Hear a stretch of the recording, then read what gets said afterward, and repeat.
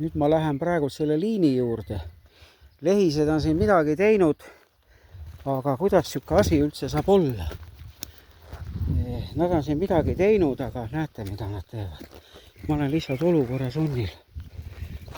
Selline värav, et see oleks nagu kõikidele näha. Ja niimoodi lastakse loomad siia sisse.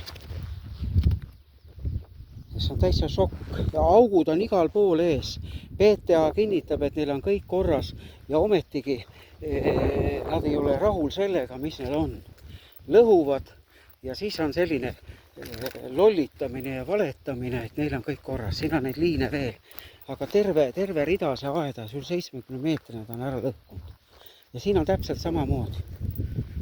Vaatan, et ma mind siin püssiga ei lase.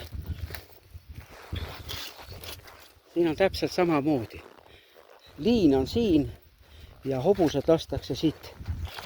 Lihtsalt hobused lastakse siit läbi.